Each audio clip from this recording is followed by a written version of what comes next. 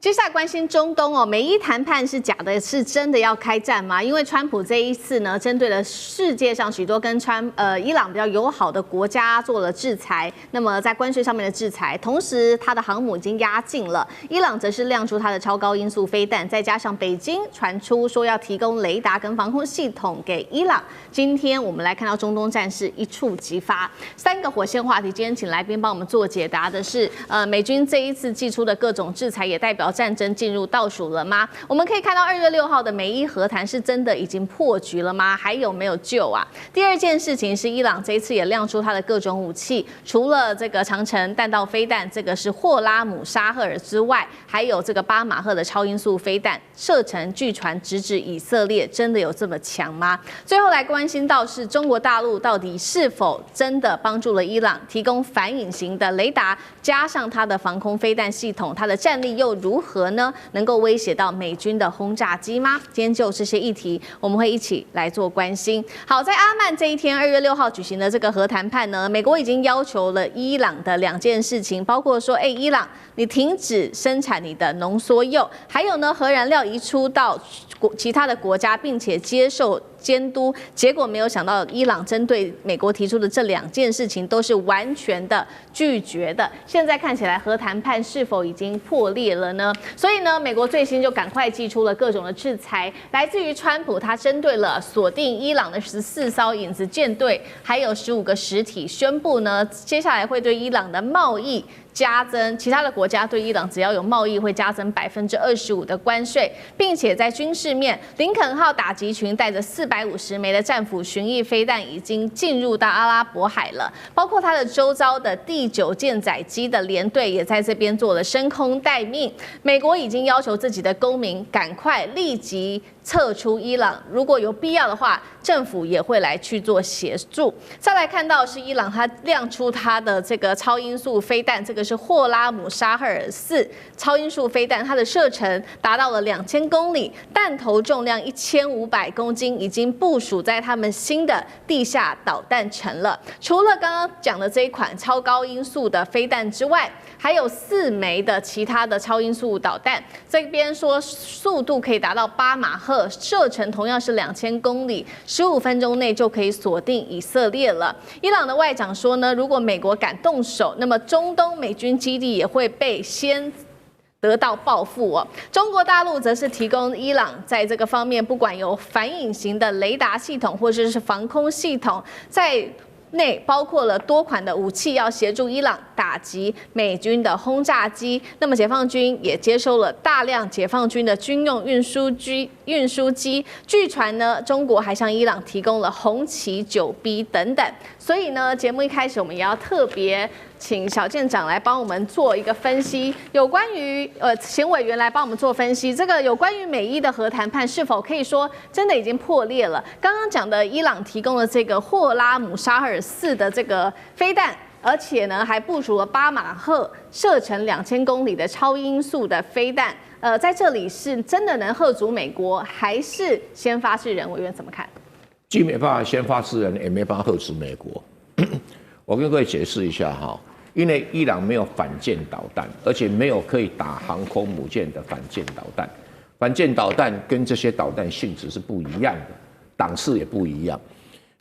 除非中国给他鹰击20亿，可是他也没有战斗机，也没有轰炸机，所以他更没谈了哈。他们伊朗敲锣打鼓，他们有没有超音速导弹？有啊，当然有，因为超音速导弹就超过1马赫以上就超音速导弹嘛。不像那个战斧飞弹它是0.8马赫，那当然不是超音速导弹。可是伊朗有没有高超音速导弹？媒体都沸沸扬扬。但是我要坦白讲我的想法，我认为他没有，因为我始终看不到他的技术资料，不像中国、俄罗斯都会亮出技术资料给你看啊。所以对于所谓的什么8马赫，他们讲的都是终端速度8马赫，任何一个导弹到终端速度都要随便都超过5马赫嘛，没什么了不起的。重点是在中间的飞行速度有没有超过5马赫？因为中间是最容易被拦截的。因为飞弹初升段没有人会拦截你，中升段很难拦截，所以大部分拦截都是在中段。在拦截在中段，像我们爱国者飞弹是拦截是在中段，是在最后最中段拦截，所以有时候效果不会特别好。是，那你这个中段拦截必要条件有2个，拦截不住就是说，第一个你速度要5马赫以上，因为5马赫以下雷达能够锁定，5马赫以上现有雷达无法锁定。然后这个还可以什么？你不让雷达锁定，还有一个方法，你要可以漂浮，所以变成有成波体，2个因素中要有1个，那或者2个都有，当然更好。所以当你这个弹体无法被锁定的时候，就很容易拦截。他讲的是这个道理。那这个霍拉姆沙赫尔，他经常讲说他有射程2000公里，射程2000公里没什么了不得啊，就是中程弹道导弹。然后这个超音速也没什么，但是他到了没有办法拦截的地步，那我觉得稍微夸张了一点。因为目前我所知道的，只有中国跟俄罗斯有高超音速导弹，其他国家没有，看不出来其他国家有啊。那胡塞组织那纯吹牛的啦。那再来看看这个射程打以色列，打以色列，以色列挨个几个导弹也正常啊。一场战争什么可能不挨几个导弹呢？对哈，那只挨几个导弹对以色列会伤多大？我认为是以色列承受得起哈，承受得起，不至于说被打以后就瘫痪了，不至于哈，不至于像乌克兰这么菜不会啦。从军事观点来讲是这样看，但是这个现在就是说，美国要怎么打伊朗？第一个不会登陆部队，第二个会采取贝尔格勒大轰炸的模式。可是这种大轰炸的模式有个先决条件，弹量要够。它以目前所谓的450枚战斧巡弋导弹不够，要加倍，一定要加倍，要加倍。那加倍的话，就要有另外一艘航空母舰打击群来。那现在据了解，小布希号好像在赶来当中，但是还没有确定这样的一个说法。那整个战略目标，就说我这场战争，美国到底在想什么？其实美国认为他是想要铲除教士政权跟革命卫队的头目，仅此于这样就能够动摇伊朗的政权。大家不要把想要动摇伊朗政权很复杂，伊朗政权是全世界最容易动摇的政权。你看看那巴勒维的爸爸，一个旅长带了一个军队就把那个卡萨王朝给打垮了。那一样就是这个东西就是伊朗的特性，因为伊朗一向是少数民族政权。就像满清满族统治中国，那汉族大多数，如果汉族不理你满族，你满族就垮台了。现在伊朗也有类似的情形，所以它如何精准的，第一个弹量要够，大轰炸量要够，第二个就是说情报要准，到底这些人住在哪里？他并没有要灭伊朗，也没有把伊朗什么能源设施打烂掉，那倒没有，打会打，那不会打烂掉。那他开这个条件呢？他当然是在勒索伊朗，伊朗怎么可能答应呢？不止如此，他还要什么把他的弹道导弹。当然有人讲说，伊朗现在有什么多少个几百公里的地下弹道导弹，平常讲那个都不太管用了。为什么不太管用？因为美国都知道弹从哪里出来啊。弹道导弹最麻烦的，除非像土地像中国够大，一拉5000公里，伊朗怎么可能地下5000公里的这种所谓的井喷式弹道导弹没有，伊朗没办法。那几百公里，美国应付得来。好，这个是伊朗的战力的评估。那中国呢？中国现在说提供给伊朗反隐形雷达系统跟它的防空飞弹，能不能有效的威慑美国的 B2或者是 B52等等的轰炸机？小舰长又怎么看？我稍微补充一下刚刚郑源老师所说的这个世界上只有2个国家有这个高超音速飞弹。那很多人会质疑说第3个国家美国也应该有美国是有暗鹰，可是暗鹰截至目前为止还没有通过美国的相关的那个初级的作战的一个需求的规定所以其实现在也真的只有中国跟俄罗斯有。那我们最近看到的照片呢，也就是在阿拉伯海上面的这一个林肯号航空母舰它迎来了鱼鹰机。这个鱼鹰机里面做的不是一般的补给品，也不是路人甲我们可以看到这2位第一位这一位呢，其实是这个美国派驻到伊朗的这一个和平代表，也就是科索夫。那另外这一位呢，其实是库许纳，也就是川普的女婿那如果我们从中国的历史上来看也就是钦差大臣跟驸马都到了，也就是直接传递给这一个林肯号的讯息非常清楚。当然现在不需要，现在只需要用 data link 就可以传递了。但是它的出现这一个象征性的意味是很强的。如果我们看到上个礼拜 USNI 所提供的这个相关资料的话，那也就是这个布希号不见了。布希号上一个礼拜呢，其实出海了，可是现在又不见了。不见，它不仅不见而已。我们看到 USNI 它有提供相关的资料，它提供的是10多天返港的一个照片，所以这件事情很奇怪。但是我们要相信一件事情，也就是呢，这个川普自己写的书啊，《交易的艺术》，他会不断的奋斗，不断奋斗，直到他的目标实现。他的目标不一定只有这一个伊朗啊，还有古巴啊，那但是我们讲回说，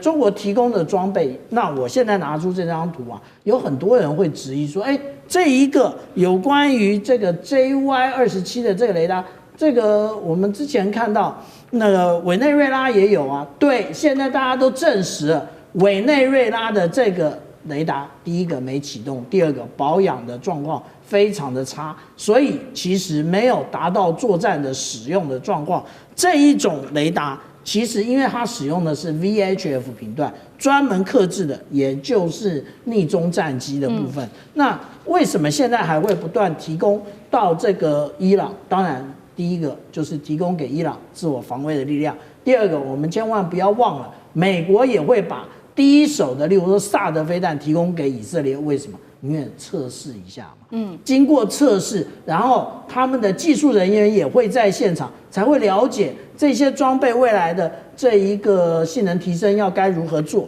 那例如说我们现在看到的，这是去年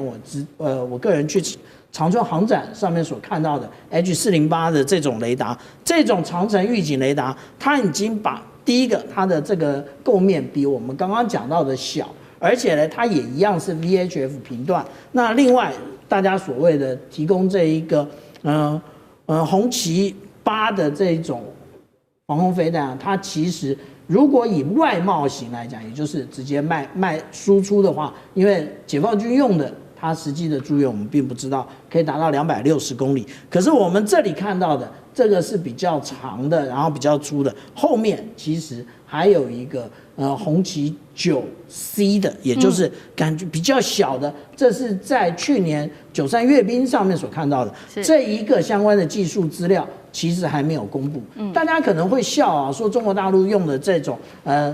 反逆中的雷达，但是我必须要在这边给大家看啊，其实这是最新的一种，也就是 JY26，它使用的是圆形极化的天线。那大家说这种啊大而不当啊，对。你如果这样想的话，那我跟大家报告，下面这一个 TPY-X 雷达也是如此。这个雷达是洛克希德马丁做的，目前美国还没有投入战备，但是即将投入战备。为什么？因为这种雷达的确可以来征收逆中的战机，或者是逆中的各种的水面的舰艇，美国也需要。所以我们这样讲说，不要因为这一个委内瑞拉的状况，就认为解放军的装备不行。好，这个是中国大陆提供给伊朗的装备武器。那关键还是要回到说，因为2月6号的这个核谈判，美伊的核谈判破裂嘛，那接下来美伊关系又如何发展？我们最后1分钟，请聂老师帮我们补充。OK， 我这个很有趣的一件事是，去年大家记得6月4号，对不对？这个在加拿大开的 G7 会议，一半就偷跑回去，然后说2个礼拜要打这个伊朗，结果呢2天就攻击的这个所谓的是深土炸弹啊 GBU57。结果你会发现炸60公尺，好像没有炸到80公尺，这个又核外泄也没有。那现在呢，要人家限制核，他现在告诉说我们要谈判，上桌谈判的3个条件。第一个条件，限制你核发展，你不是把人家炸光了吗？第二个，其实你再炸不就好了吗？干嘛要用谈判叫人家限制呢？当然，这是我讲伊朗呢，他要维护他自己生命安全一个很重要的保命武器，他不能，所以他只能说我暂停，而且说我可以把这些先送到俄国，你知道吗？他的后面的这个背后代理人就中国、俄国，大家可以还保护他一下。对，所以你看这个谈判是谈不拢。第二个，当然美国还要求他这个长程这个飞弹的弹道要把它这个完全要这个取消掉。所以你觉得这个这个伊朗怎么会接受？当然，这时候你就会这样发现现他们这个剑拔弩张。可是刚才也讲到了，这个没有错，我也搜寻了一下，伊朗其实它没有真正所谓的反舰飞弹啊。即便这个可以打得很远，但是我看到的收文是，它不是真的要打你这个舰，它可能打不到，它是要你这样做，我就打你这所谓的美军基地。地对地的嘛，那个是这个所谓的长程飞弹，也就是他那几个有最少好几枚，他可以打到以色列，就攻击以色列。我觉得他现在要做的是这些动作而已。那当然对美国来讲，我觉得现在美国他不敢随便乱打，迟迟不打，我觉得好几个原因。第一个是时空背景不一样，跟去年真的不一样。第二个，因为伊朗这些就是反动这些人，他们基本上情绪也变化。第三，他准备现在也比较齐全。我觉得最重要还是刚刚讲到的，现在有背后所谓的背后代理人这些协助，包括我甚至知道他们有这个卫星已经空照把这个林肯舰它的走向定位都定得非常清楚，这个情报都给了伊朗。所以呢，基本上这个就算美国的一些动静，也可能中国给的光情资这个地方，可能就会让伊朗比较有机会呢抓准他们要走的动向，再适时的给一些这个回击。所以当美国要打的时候，他们会自己发现打人这个伤7分，自己会重伤3分呐。当然，包括那些防空的那些反隐形、反立中的这些飞弹。这些装备系统雷达系统，我觉得也是让伊朗这次比较保有准备，比较敢现在跟美国对峙的一些很重要的原因。好，谢谢聂老师。那我们休息一下，马上回来。地缘政治、美中之争、战略价值、强权崛起、小国生存，现在与未来洞悉事件走向，掌握世界脉动，全球观点。